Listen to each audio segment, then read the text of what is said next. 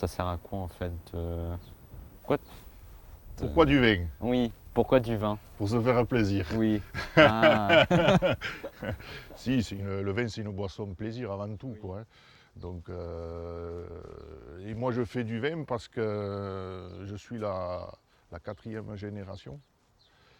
Et donc on est la quatrième génération à faire euh, on est la deuxième à faire du vin et la quatrième à faire du raisin et du vin. et quelle est l'histoire du domaine? Alors le domaine a été racheté par mon père et mon oncle en 1988 et pour agrandir une exploitation qui était déjà sur la commune de Wagde. On a commencé par notre arrière-grand-père José qui est venu d'Espagne, qui était ouvrier agricole.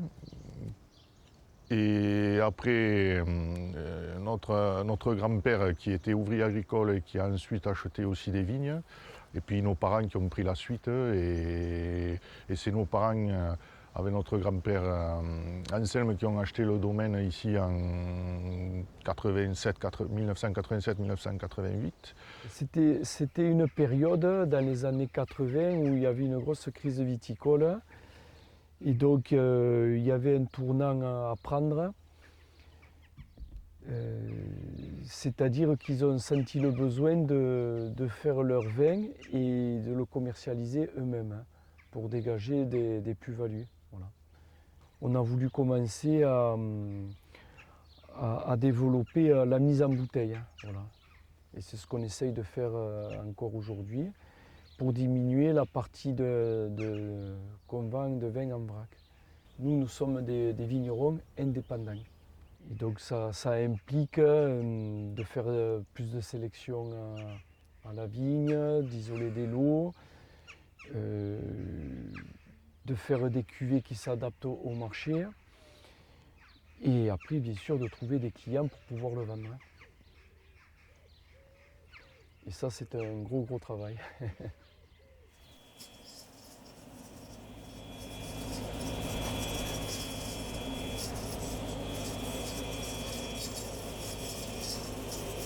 En quoi consiste votre travail? Alors, on va démarrer par le commencement, par la taille. Donc on organise le travail, on fait d'abord un pré-taillage, on réduit les bûches. Et après on passe, nous on est parti sur de la taille mécanique en grande partie, donc on repasse avec une autre machine, on raccourcit les bûches encore plus petites. Et après on passe à la main et on définit, on enlève ce qui gêne. Et après, surtout ce qui est en taille manuelle, bien sûr, on passe à la main et on taille les souches une par une, quoi. Voilà. En mi-mars, on commence à nettoyer les vignes par rapport aux gelées de printemps. Et donc on enlève l'herbe, on broie les bûches, tout ça. Après arrive le débourrement. Donc les bourgeons commencent à sortir. Et là, on commence la première protection,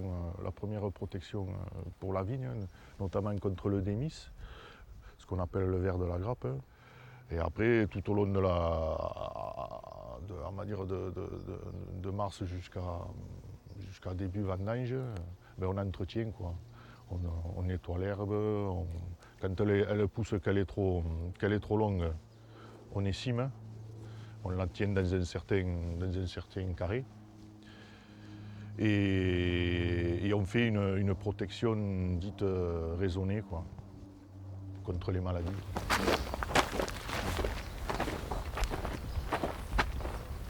Nous avons choisi de mettre en place pour combattre le démis, de mettre en place donc la méthode de la confusion sexuelle.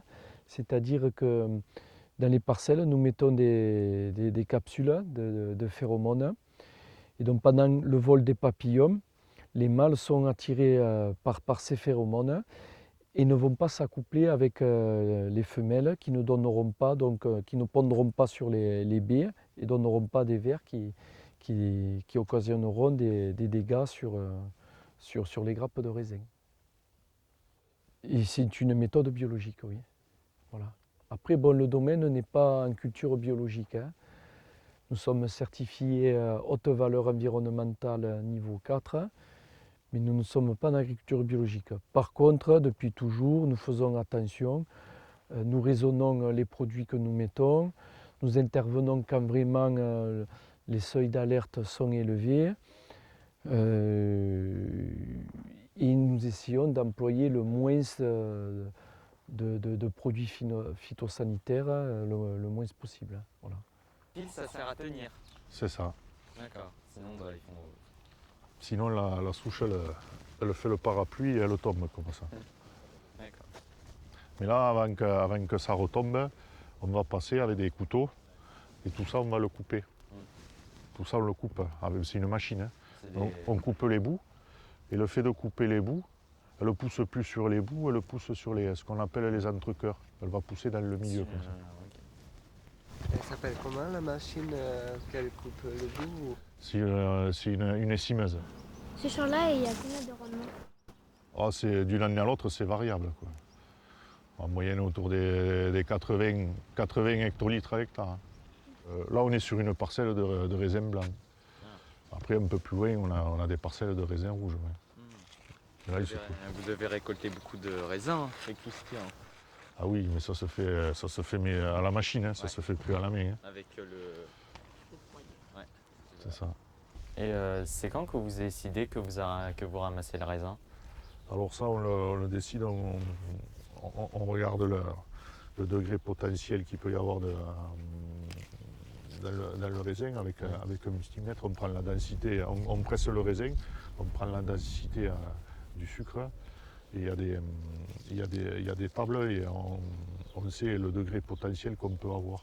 Ça et après à la dégustation. On récupère ce jus qu'on a pressé pour voir la densité et on le goûte.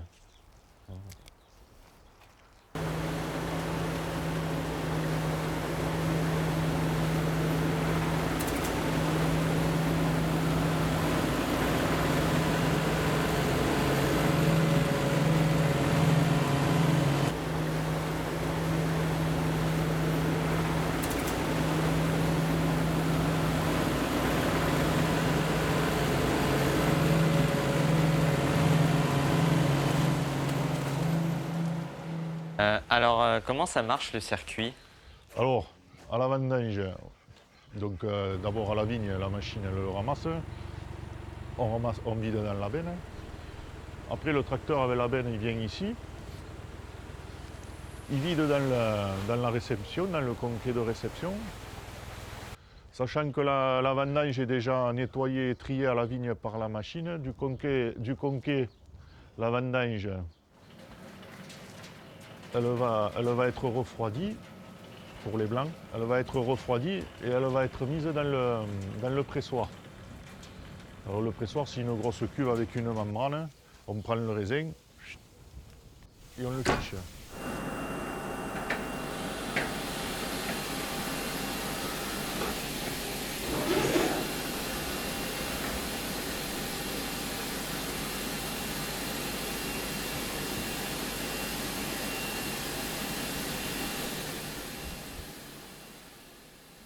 Et de là, le jus de raisin qui en sort est repris par une pompe, est envoyé dans une cuve, il est refroidi.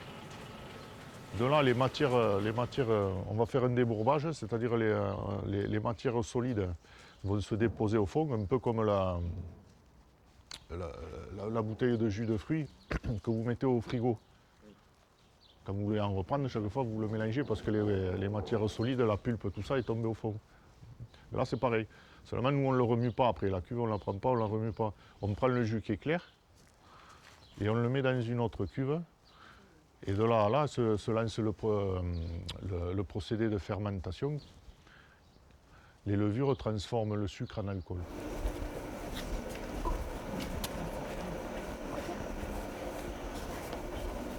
Non, on ne mélange pas le blanc et le rouge. Par contre, ça nous arrive après dégustation de mélanger deux cépages blancs différents. Parce que chaque cépage a des arômes différents de l'autre. Voilà. Pareil pour les vins rouges, ça nous arrive à assembler des cépages différents. Par contre, blanc et rouge, non, c'est interdit. C'est interdit. Si tu veux faire du rosé, c'est pas du blanc et du rouge. c'est du rouge que tu n'as pas fait macérer longtemps. Donc, le raisin rouge arrive à la cave, il est de suite pressé et du coup le jus qui en sort il est clair. Donc ça fait un jus rosé.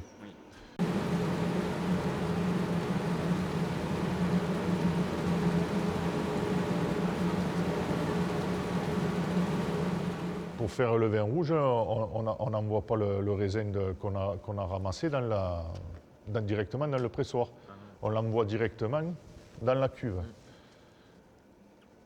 Pendant 4 à 5 jours, il se fait une macération.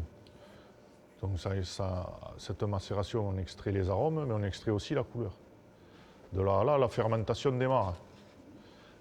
Et une fois que la fermentation est finie, qu'on a du vin, à ce moment-là, ce raisin, il faut le sortir. On le sort et on l'envoie dans le pressoir pour pouvoir sortir tout le vin qui reste enfermé dans ce marc de raisin.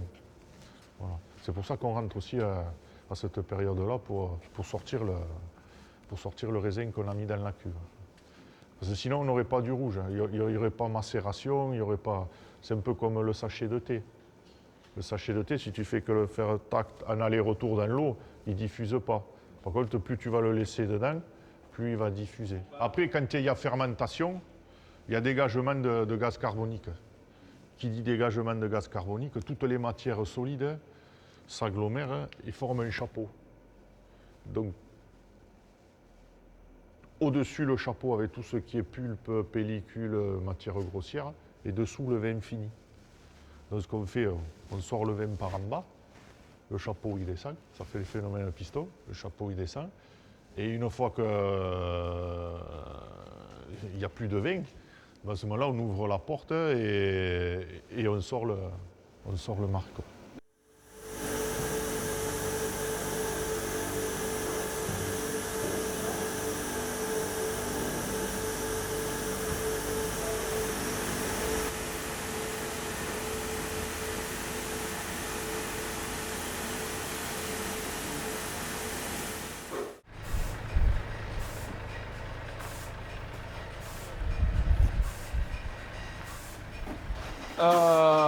Là, c'est vraiment on est sur la mise en bouteille à la propriété. Donc, nous, on est prestataire, on vient directement donc, semi-remorque chez les vignerons ou négociants pour mettre en bouteille leur vin. Nous, on fournit vraiment que les machines, uniquement les machines, le personnel et en gros la compétence pour faire tourner ces machines-là. Et le client donc, fournit le vin, le verre, les capsules, les étiquettes, les cartons, en fait, tout ce qui est matière et aspect extérieur de la bouteille. Une fois que le vin est filtré, ça part directement dans la tireuse et pour aller les remplir directement. Donc ensuite le niveau du vin est ajusté en sortie de tireuse et ensuite elles partent dans la bouchonne. Donc en général, moi, sur mon camion, on a une cadence entre 2800 bouteilleurs et 3100 bouteilleurs. On a vraiment... chaque camion a vraiment sa spécificité. Moi, j'ai l'avantage d'être assez polyvalent, d'avoir une cadence pas énorme, mais qui me permet de faire quand même une certaine quantité. Je peux, ce qu'on appelle un monoproduit. Quand on fait un seul et même vin, je peux faire jusqu'à 21 22 000 bouteilles dans la journée. Vraiment, quand on est vraiment sur le même produit.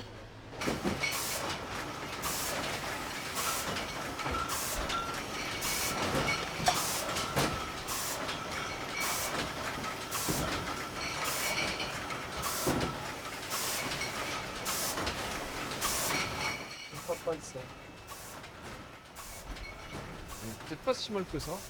Là, moi, le devant, là. Nous, on prend pas, au pire, on prend pas de risque sur la couleur et on prend directement sa membrane, hein. C'est pas grave. Hein. Allez, tu commences à tirer. Allez, ça marche.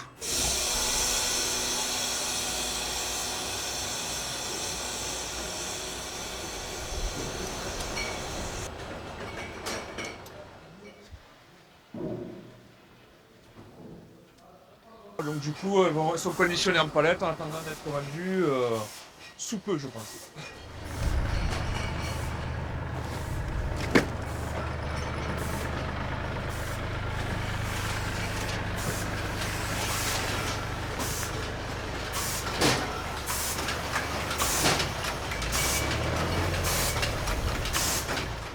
rapport qualité-prix, les volumes qu'il y a. Il y a des gros volumes. Donc ils peuvent assumer des gros volumes quoi. Ils sont sérieux quand même.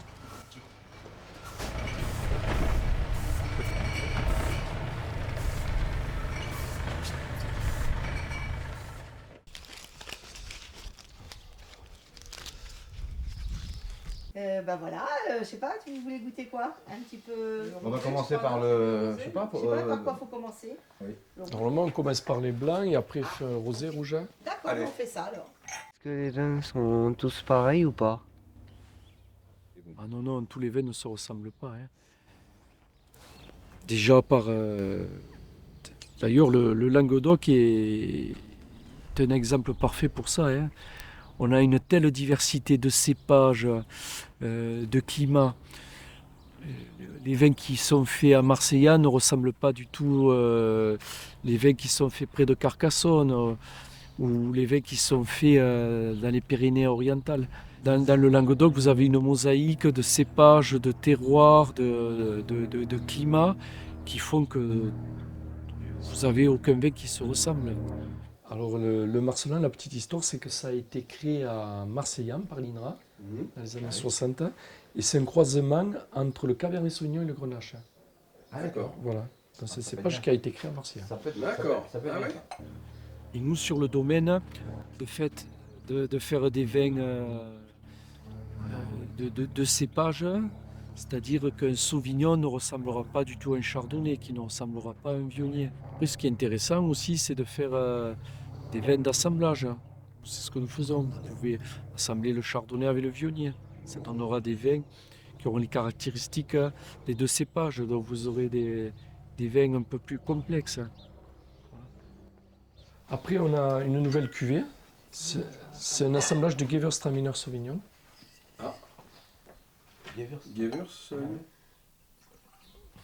À la couleur, Là, c'est pareil, un on voit le tout petit peu. Gewürz. C'est juste une larme pour mettre les lèvres dedans, merci. Merci. Ma pâte, ça serait plutôt de faire des vins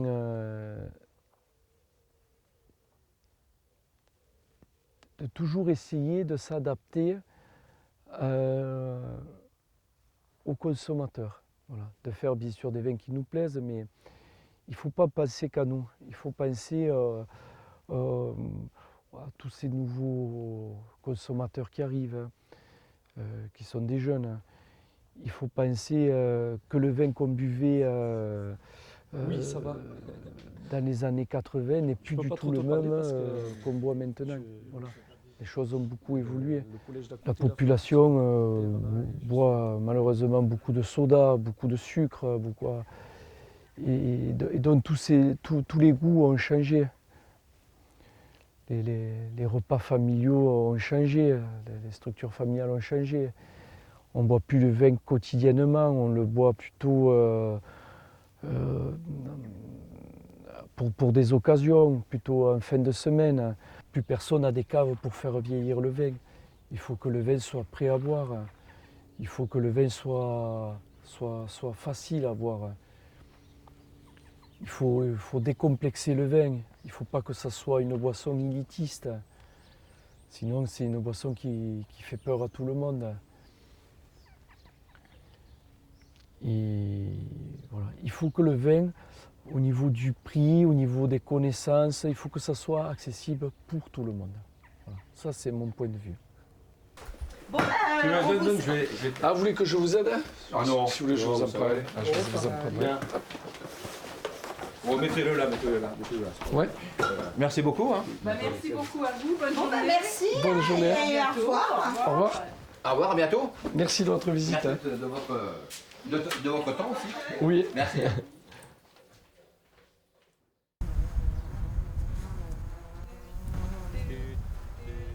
Vas-y.